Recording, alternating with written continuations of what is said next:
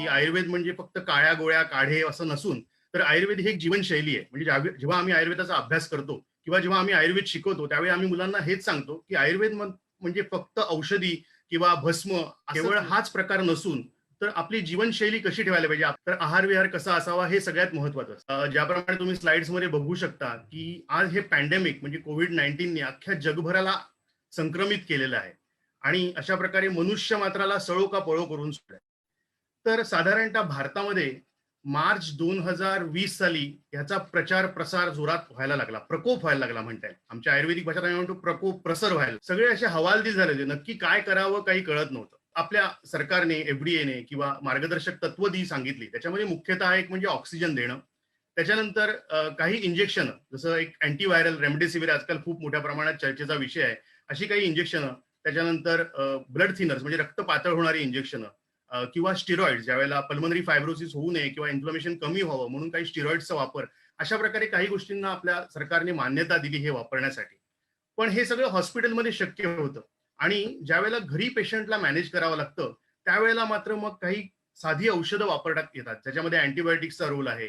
त्याच्यानंतर काही anti हेल्मेंथिक drugs आहेत, काही स्टिरॉइडचा वापर करावा लागतो आणि हे सगळं करत असताना पुन्हा आपण ॲलोपॅथीचाच विचार करतो आणि मग आयुर्वेद नक्की कुठे हा प्रश्न निर्माण होतो. तर हा प्रश्न त्यावेळेला माझ्या मनात निर्माण झाला, की नक्की इथे माझ्या आयुर्वेदाचा रोल काय?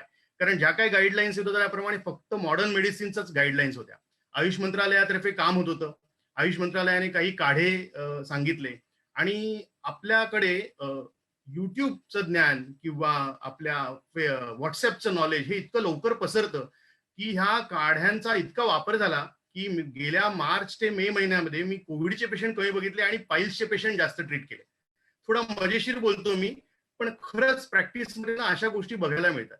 म्हणजे कोविडचे पेशंट कमी आणि पाईल्सचे पेशंट जास्त. कारण हे काढे नको त्या प्रमाणात उष्णता, वसंत ऋतू, त्याच्यानंतर ग्रीष्म ऋतू या काळामध्ये मोठ्या प्रमाणात हे उष्ण तिखट काढे लोक पीत होते. नक्की ह्या भागामध्ये काय करायला पाहिजे?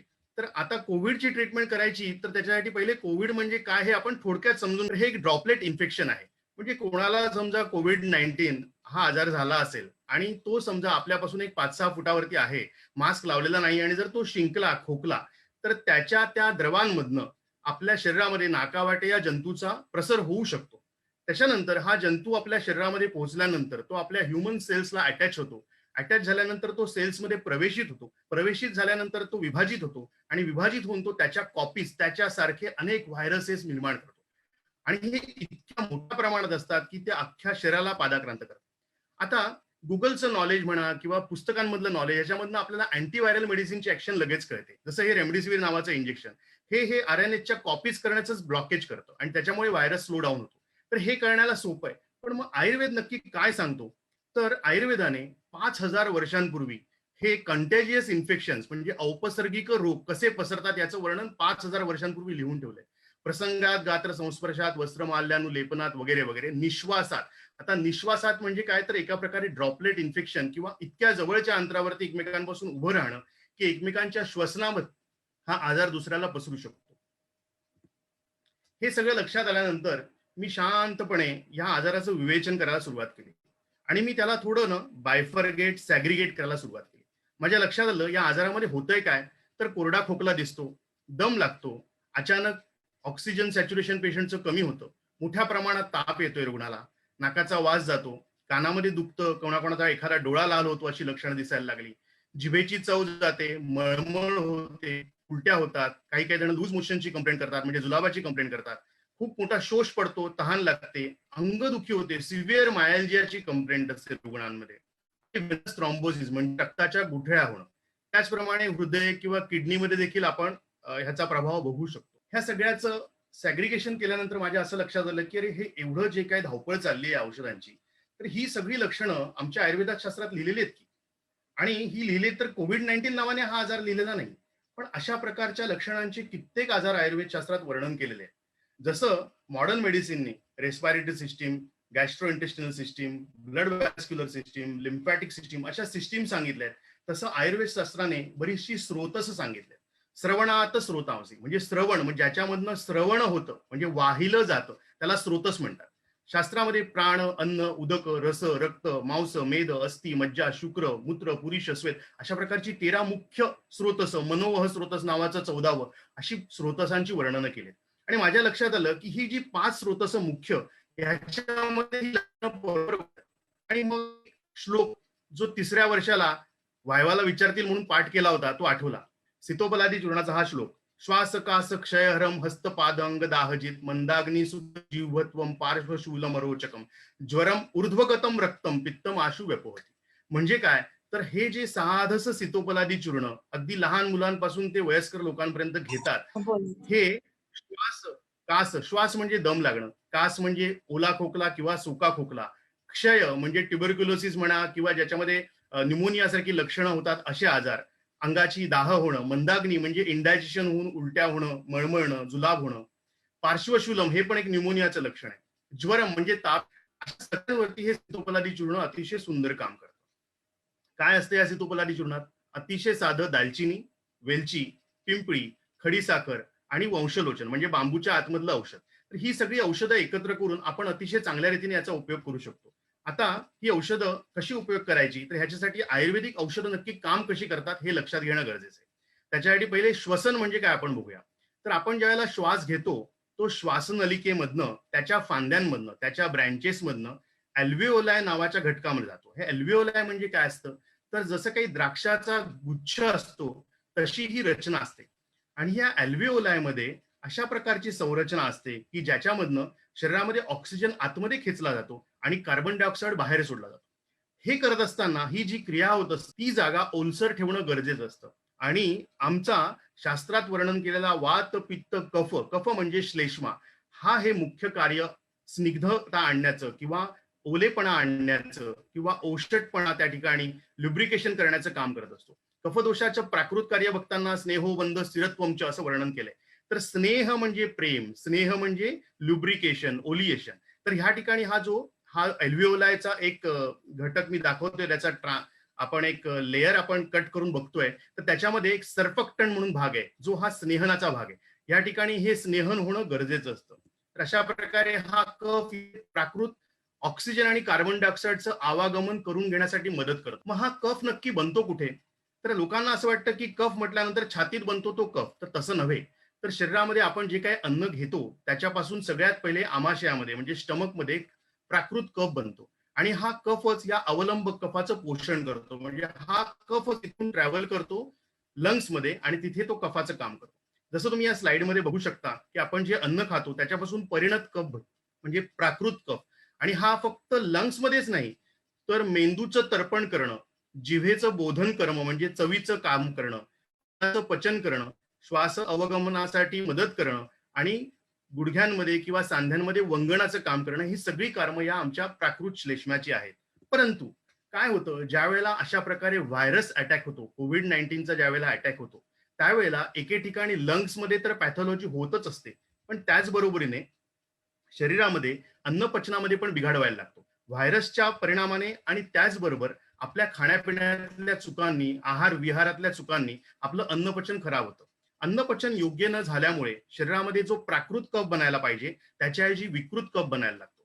आणि विकृत कफ ह्या लंग्समध्ये तशाच प्रकारे खेचला जातो आणि मग त्या ठिकाणी फायब्रोसिस होते. आता मला वाटतं तुमच्या थोडं लक्षात यायला लागेल मी काय म्हणतोय.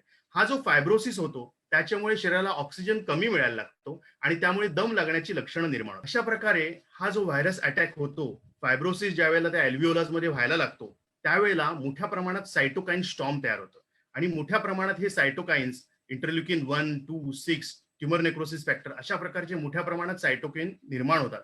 आणि मग त्याच्यामधनं ताप येणं, अंग दुखणं, शिंका, सर्दी, खोकला, जिभेची चव जाणं, उलटी होणं, मळमळणं, जुलाब होणं, पाल्पिटेशन म्हणजे छातीची धडधड होणं, भ्रम म्हणजे चक्कर येणं, खोकला येणं, दम लागणं किंवा नाकाचा वास जाणं अशा प्रकारची लक्षणं आपल्याला निर्माण होतात. ह्या स्लाइडमध्ये मी थोडं दाखवायचा प्रयत्न केलाय की आमची आयुर्वेदिक औषधांचं कार्यकारित्व किती सूक्ष्म आहे. जसं मी सांगितलं की ही जी औषध आहेत सीतोपलादी चूर्ण किंवा तत्सम जी औषध आहे ही ह्या विकृत अवलंब कफाला म्हणजे ही पॅथॉलॉजी होताना या ठिकाणी फायब्रोसिस होतोय. एल्व्हिओलायमध्ये या ठिकाणी फायब्रोसिस होते. फायब्रोसिस म्हणजे काय तर उदाहरणार्थ मी सांगतो की एखादं इलॅस्टिकचं काही शर्ट म्हणा किंवा इलॅस्टिकची पॅन्ट डोळ्यासमोर आणा. तर हे इलॅस्टिकची जी पॅन्ट आहे ही बराच काळ वापरल्यानंतर त्याची इलॅस्टिसिटी कमी होते आणि ती फायब्रोटिक होते, म्हणजे कडक व्हायला लागते आणि मग ती तिचं नॉर्मल फंक्शन करू शकत नाही. तशाच प्रकार काहीतरी आपल्या शरीरात घडतो आणि या ठिकाणचा जो इलॅस्टिक भाग आहे तो कमी होऊन तो फायब्रोस्ट व्हायला लागतो. म्हणजे कफाचा जो स्नेहनाचा काम आहे किंवा ओलसरपणा देण्याचं काम आहे ते न होता त्या ठिकाणी कडकपणा यायला लागतो आणि ह्या फायब्रोसिसमुळे ऑक्सिजन शरीराच्या आतमध्ये जाऊ शकत. आमची ही जी औषधं आहेत ही काय काय शरीरात काम करतात, तर मुख्यतः अग्निसंदीपन म्हणजे अग्नीचं दीप्तीकरण, त्याच्यामुळे अन्नाचं पचन होत राहील.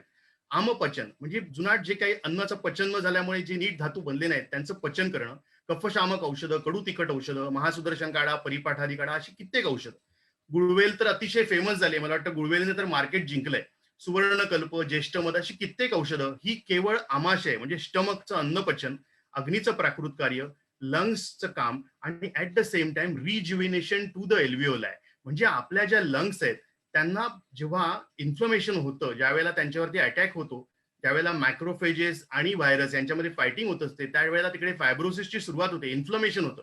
तर हे टाळण्याच्या दृष्टीने त्या ठिकाणी प्राकृत कफाची गरज असते. थोडक्यात ह्या आजाराला मी 5 पोर्शनमध्ये डिवाइड केला. म्हणजे ज्यावेळेला मी प्रॅक्टिसमध्ये हे आजार ट्रीट करायला सुरुवात केली, त्यावेळेला साधारण लक्षात आलं बरेचसे पेशंट सर्दी, खोकला, ताप म्हणून दवाखान्यात यायला सुरुवात झाली.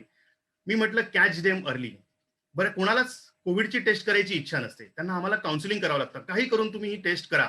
का तर पुढे येणाऱ्या आजारापासून आपल्याला परावृत्त व्हायचंय. तर कॅच देम अर्ली. जेवढ्या लवकर तुम्ही त्यांना पकडाल म्हणजे ऑफकोर्स पकडून त्या हॉस्पिटलमध्ये टाकायचं नाही, पण जेवढ्या लवकर त्यांचं निदान होणार, तेवढ्या लवकर आपण त्यांना चिकित्सा करू शकतो.